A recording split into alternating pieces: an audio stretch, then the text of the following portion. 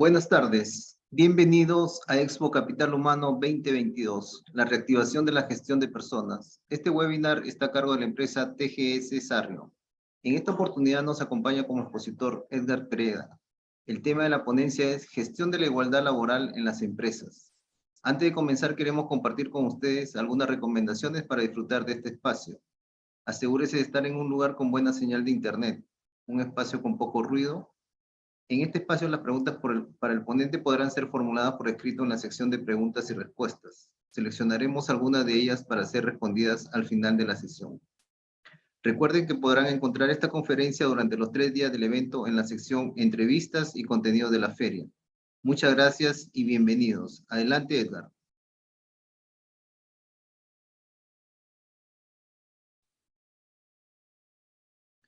Hola, ¿cómo están? Buenas tardes. Mi nombre es Edgar Pereda, soy abogado laboralista de TGS Sarrio y Asociados. En esta oportunidad vamos a presentar una conferencia sobre la igualdad laboral, básicamente sobre la gestión de la igualdad laboral. Voy a hacer una presentación. Muy bien. Voy a poner en modo presentación.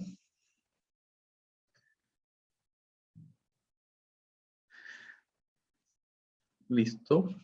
Antes quisiera señalarles que tienen la libertad para poder dejar sus preguntas en la caja de comentarios y luego, si hay tiempo, o si no, posteriormente se realizará la absolución de cada una de estas consultas. Igualmente, si es que tienen alguna necesidad de tener alguna entrevista también de índole personal conmigo o con nuestro equipo, podemos también concertar estas entrevistas. Muy bien. Yo quisiera comenzar señalando que si bien nuestro país ha crecido de una manera sostenida en el transcurso de estos 20 años, este crecimiento no se ha trasladado necesariamente hacia la posibilidad de configurar una protección adecuada, ya no diría ideal, sí adecuada, de la gestión del talento humano, específicamente relacionada al tema de la igualdad que deben tener todos los trabajadores en el ámbito de sus relaciones laborales. Pues bien, no obstante, hay casos sí emblemáticos en los cuales se premia la gestión del talento humano. De manera general, digamos que el panorama no ha sido tan auspicioso. Sin embargo, creemos que esto se debe no a que las empresas tengan la predisposición de evitar cumplir con esta normativa, específicamente en materia de igualdad, sino por el desconocimiento de justamente todo el marco legal que regula el aspecto de las relaciones en materia de trabajo. No obstante, me voy a centrar, debido a lo amplio y variada que es esta temática, voy a centrarme únicamente en 3 aspectos en los cuales se desarrolla la igualdad en materia laboral. La igualdad implica un trato igual a los iguales y un trato desigual a los desiguales en la medida de sus desigualdades. Veamos pues que existe una discriminación que no está reprobada por la legislación, sino por el contrario, es saludada y auspiciada, la cual es la discriminación de índole positivo. Este tipo de discriminación se trata de situar a una, por ejemplo, circunstancia que pueda tener una persona de índole desfavorable y tratar de equipararla con aquellas otras personas que sí tienen cubiertas sus necesidades, digamos, o sus capacidades. Específicamente, ahora nos vamos a centrar en las capacidades para acceder al trabajo.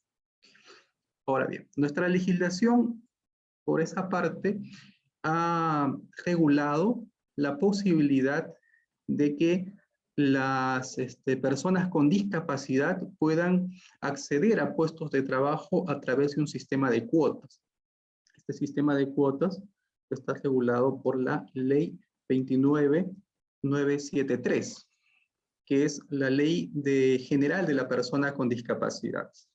En ese sentido, según esta ley, los empleadores del sector privado, ojo que para el sector público hay otro porcentaje, los empleadores del sector privado tienen la obligación, si es que cuentan con 50 trabajadores en su planilla, de contratar cuanto menos un 3% de la totalidad de su planilla a personas con discapacidad. ¿Lo que quiere decir?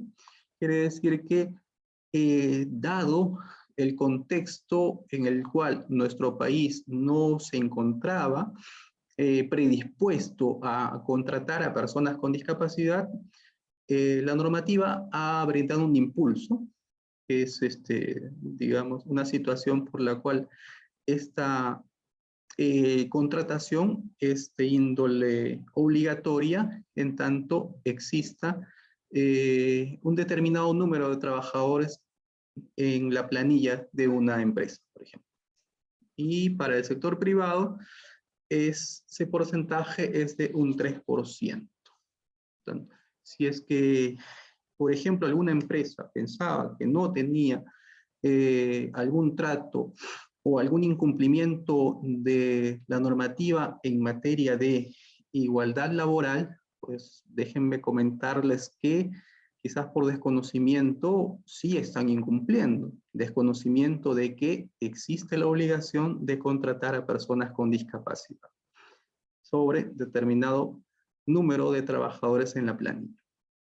Ahora bien, este sistema de cuotas se estableció también con la finalidad de que el empleador tenga la posibilidad de contar, digamos, con un beneficio de índole tributario para aquellos empleadores que contraten y que realicen ajustes razonables para que la persona con discapacidad pueda realizar sus labores de una manera adecuada en la empresa. Ahora, estos ajustes razonables no es que se trate de una facultad, sino es una obligación que tiene cada empleador en la medida en que contrate a personas con discapacidad. ¿En qué consisten estos ajustes razonables? Bueno, existen ajustes razonables en el proceso de selección como en propiamente en la realización de las labores, en la realización de las labores que deba realizar el trabajador. Pues bien, les comento. El tema de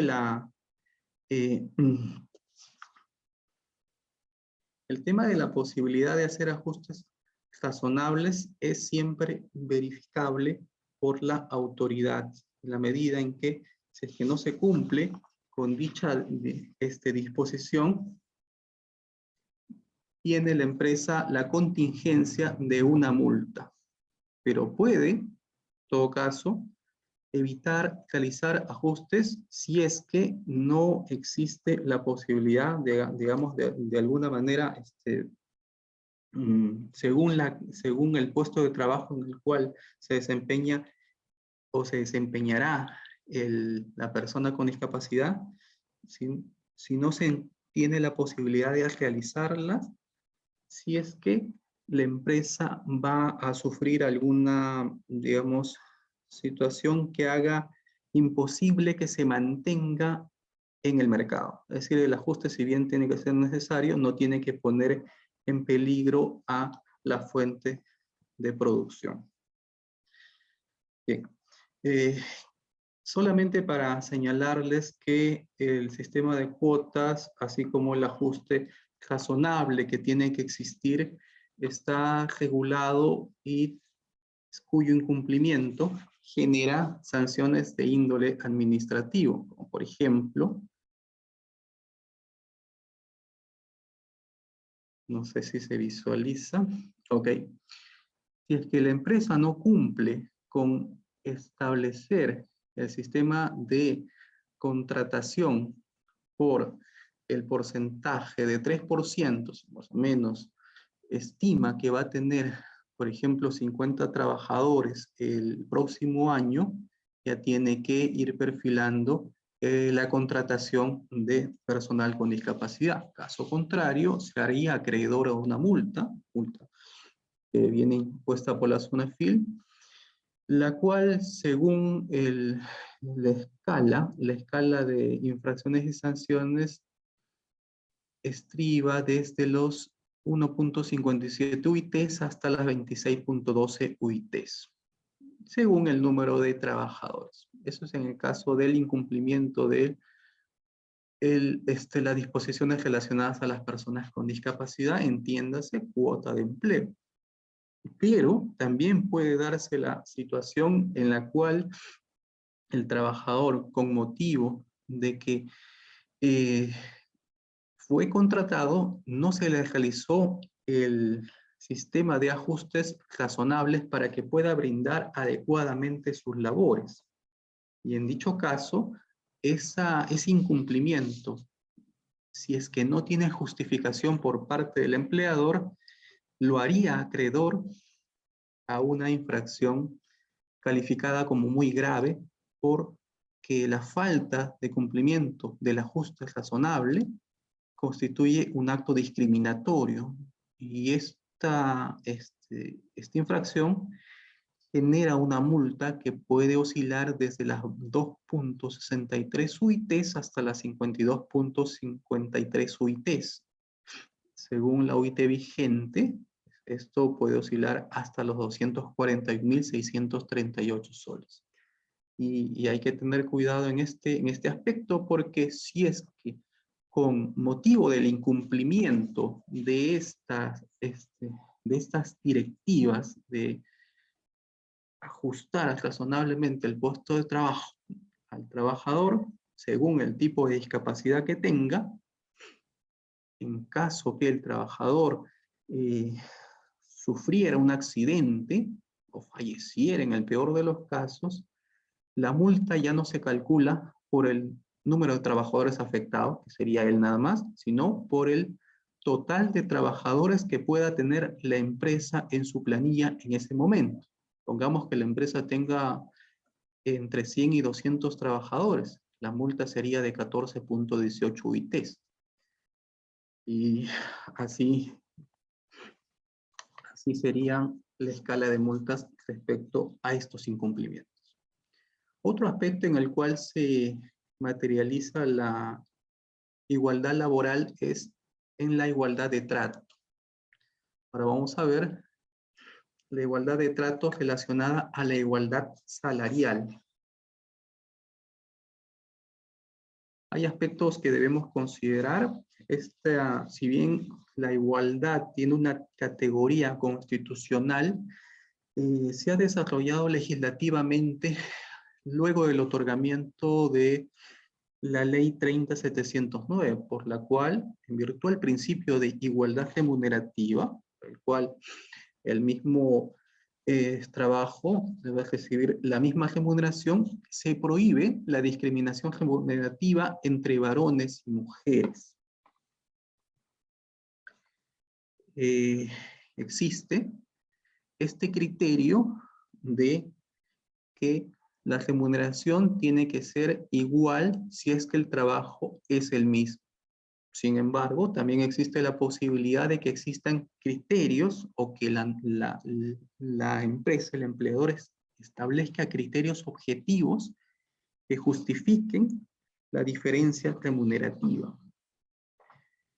Esta justificación de las diferencias salariales sí sería de índole excepcional y tendría que básicamente basarse en criterios de índole objetivo, como puede ser el criterio de la antigüedad, el criterio del desempeño, que existe una negociación colectiva, la escasez de la oferta de la mano de obra calificada para un puesto determinado, el costo de vida también puede justificar las diferencias salariales, además de la experiencia laboral que pueda tener el trabajador, el perfil académico, perfil educativo, el desempeño que pueda tener el trabajador en sus funciones, el lugar en el cual presta sus servicios, entre otros criterios.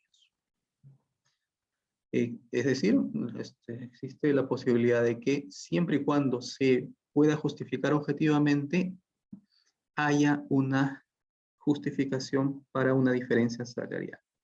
Lo que sí no puede haber es, o más bien dicho, existen criterios prohibidos de diferenciación remunerativa, como son los que se vinculan directa o indirectamente con el embarazo, con la maternidad, con la paternidad, la lactancia, las responsabilidades de índole familiar, por ejemplo, también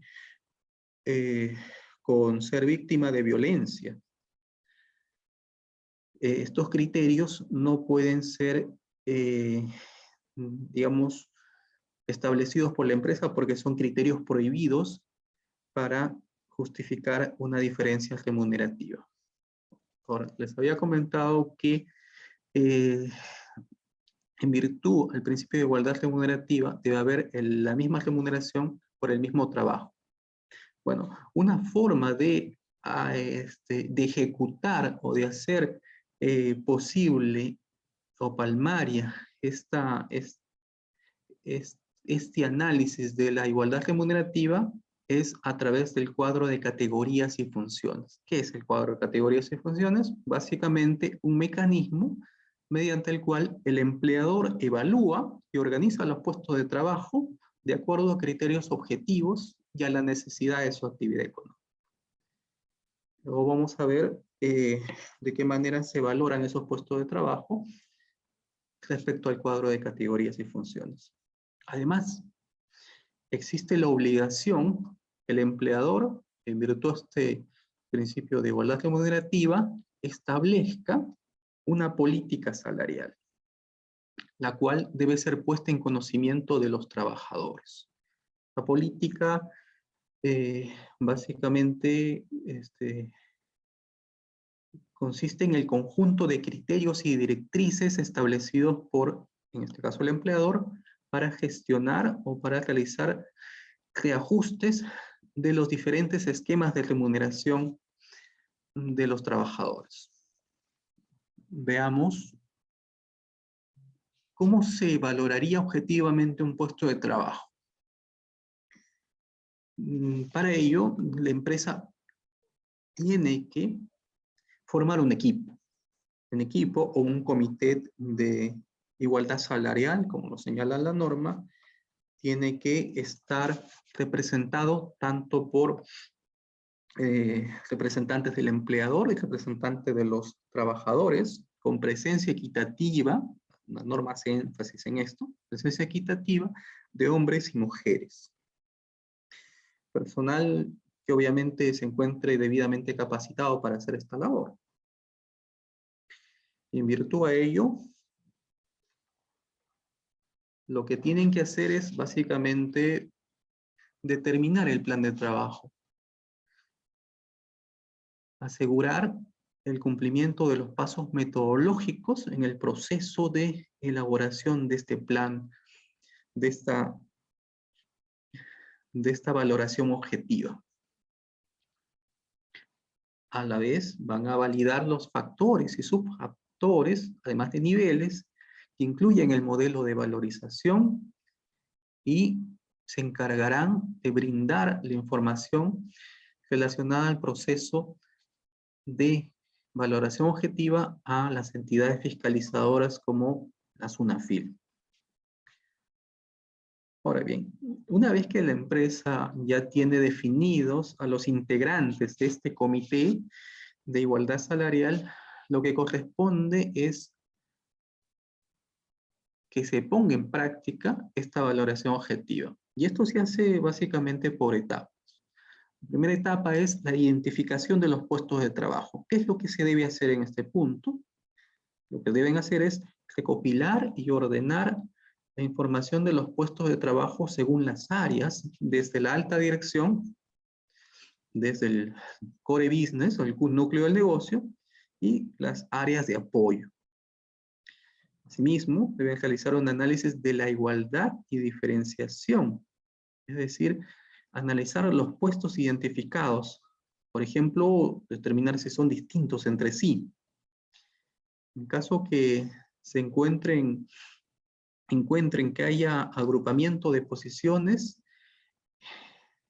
recomendar su separación si es que los puestos de trabajo pues, son de naturaleza distinta.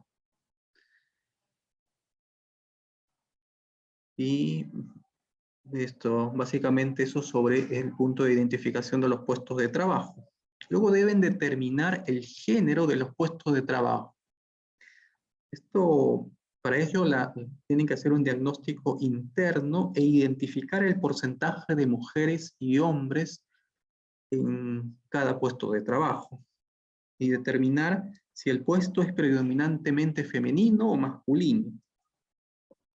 Luego de ello, deberán generar porcentajes por cada puesto de trabajo y categorizarlo. Luego pasarán a realizar una evolución histórica del puesto de trabajo, verificar si históricamente es un puesto que ha sido cubierto por mujeres o ha sido un puesto cubierto por hombres. Ahí van a hacer un diagnóstico externo, es decir, van a mirar fuera de la empresa. Y para ello van a analizar si existen o no estereotipos socialmente asignados a cada puesto de trabajo. Reflexionarán luego y llegarán a un consenso sobre qué puestos son asociados en su mayoría a determinado género. Como tercera etapa, luego de haber procesado esta información, se hará la valorización de los puestos de trabajo. Para ello deben seleccionar y definir qué factores y subfactores de evaluación están comprendiendo. Además, los grados y niveles de cada subsector y el diseño descriptivo de los puestos de trabajo. Se identificará luego los puestos de trabajo, será el levantamiento de las funciones, el levantamiento de la misión del puesto de trabajo, el levantamiento de la información relacionada a los subfactores y niveles, se asignará a los valores en puntos por cada factor y subfactor. Puntuarán factores y puntuarán subfactores. Calibrarán sus factores y puntuarán niveles. Ahí se va a hacer una evaluación y valoración de los puestos, diseñando una matriz y determinando el valor de los puestos de trabajo. Como siguiente punto, deberá realizarse la comparación y cálculo de las diferencias salariales. Para ello tendrán que diseñar el cuadro de categorías y funciones, establecer los criterios, aquí lo que comentábamos, los criterios de justificación para las diferencias salariales, analizarán si existe o no sesgos y puntuación de subfactores, si existen brechas de puestos según sus géneros, y si existen brechas entre el valor del puesto y la remuneración base para el puesto de trabajo. Luego se implementarán las medidas para eliminar la brecha salarial una vez identificadas estas. Las medidas pueden ser, en principio, luego de diagnosticadas, establecer métodos para ir corrigiendo estas brechas salariales. Establecer cronogramas de planificación en el tiempo para que estas brechas salariales sean subsanadas y establecer formas de supervisión y monitoreo para el levantamiento de estas brechas salariales. Y con todo ese insumo, lo que la empresa tiene que hacer es elaborar su política salarial. Esta política, como un contenido mínimo, debe tener una estructura de cargos y salarios. Estos incluyen también otras retribuciones, no solamente la remuneración. Remuneración mensual puede incluir otro tipo de conceptos remunerativos. También debe incluir la remuneración por cada puesto de trabajo, criterios o lineamientos para el otorgamiento de los distintos conceptos que se abonan al personal, conforme al convenio 100 de la OIT. Deben también esta política salarial identificar y explicar en términos generales la metodología aplicada para medir y comparar de manera objetiva y no discriminatoria el valor relativo de los diferentes puestos de trabajo. Además, deberán identificar criterios de justificación para el pago de remuneraciones diferentes a los puestos de trabajo de igual valor. Como les comentaba, por ejemplo, por antigüedad, experiencia, productividad, negociación colectiva, entre otros. Además, deberá establecerse las medidas adoptadas para evitar que los periodos de incapacidad temporal que puedan existir para el trabajo tengan un impacto adverso en la asignación de incrementos remunerativos y o beneficios de cualquier otra índole. Tendrá que preverse además supuestos de reajustes salariales, que pueden deberse a motivos individuales o colectivos, y deberá preverse el diseño e implementación de un plan de igualdad salarial. Este plan es una herramienta de planificación para el diagnóstico, medición y reducción de las brechas salariales existentes entre hombres y mujeres. Y lo que genere el incumplimiento de esta ley de igualdad remunerativa, tenemos acá dos infracciones relacionadas, una con la falta de cumplimiento de establecer una política salarial y el otro de no contar con un cuadro de categorías y funciones según establece la norma, además de no poner a disposición de los trabajadores la política salarial de la empresa. Estas son conductas sancionadas administrativamente y están calificadas como infracciones muy graves. Finalmente, otro aspecto de la igualdad de trato es el hostigamiento sexual. El hostigamiento sexual se da, por ejemplo, a través de una conducta de naturaleza o connotación sexual o sexista no deseada por la persona contra la que se dirige, es históricamente la mujer, que puede esta conducta crear un ambiente intimidatorio, hostil o humillante, o que puede afectar su actividad o situación laboral, docente, formativa o de cualquier otra índole, y no requiere acreditar el rechazo o reiterancia de la conducta. Básicamente, para evitar situaciones de esta índole, lo que tiene que hacer la empresa es capacitar a sus trabajadores en materia de hostigamiento sexual, realizar una capacitación anual a las personas del comité, porque hay un comité de hostigamiento sexual, y a las personas involucradas en estos actos de hostigamiento sexual. Implementar el comité de intervención frente al hostigamiento sexual. Son obligaciones que tiene la empresa, la obligación de implementarlas, adoptar una política de prevención y sanción de hostigamiento sexual. Esta política debe contener el reglamento mediante el cual se adopte mecanismos para sancionar efectivamente situaciones de hostigamiento sexual, tanto el procedimiento como el mecanismo de sanción. La empresa, de la misma forma, se encuentra obligada a comunicar toda situación de un hecho por el cual se configure una queja de un hostigamiento sexual, tanto si es que es noticiada por la persona afectada como si es que toma conocimiento directo de esta. Luego iniciará un procedimiento de investigación y sanción. Luego de iniciado este procedimiento, dará cuenta de ello ante el Ministerio de Trabajo. No solamente del inicio, sino también de la conclusión a la cual llegó luego de haber realizado el procedimiento interno de investigación para determinar si existió o no una situación de hostigamiento en el trabajo. Y el incumplimiento, igual que en los anteriores casos de esta normativa contra el hostigamiento sexual, genera infracciones de índole administrativa. Por ejemplo, no cumplir con comunicar al Ministerio de Trabajo la recepción o queja o la toma de conocimiento de hechos vinculados al caso de hostigamiento merece una infracción leve en ese caso. Pero los actos de hostilidad propiamente generan una obligación, ¿no? O digamos una infracción muy grave.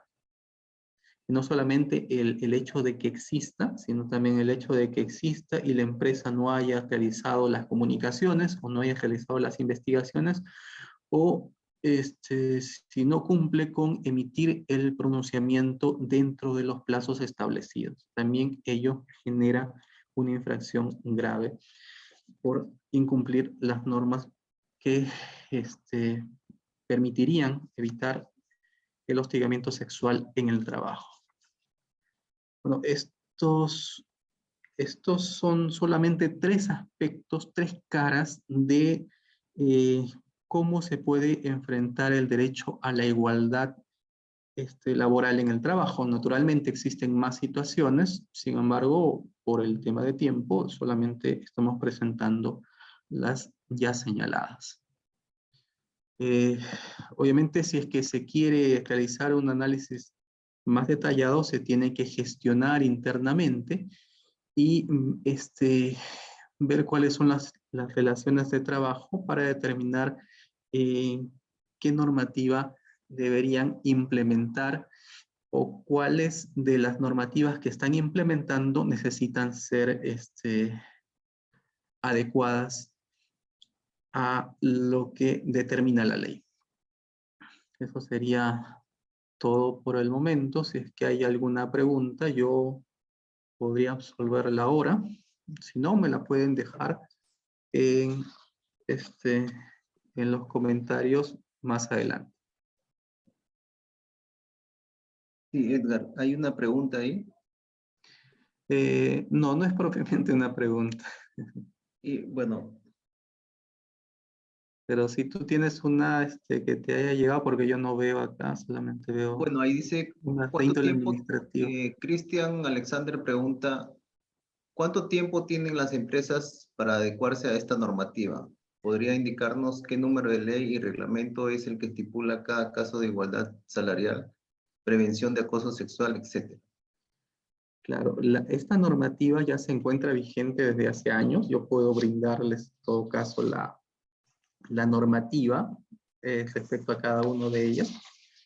Por ejemplo, para el tema de las cuotas, la cuota del 3%, tenemos a la ley 29973, la que establece a través de su reglamento el porcentaje de 3% de trabajadores en planilla con situación de discapacidad si la empresa supera el 50, en su planilla 50 trabajadores. No sé si es que hay otras preguntas. Sí, no veo más preguntas.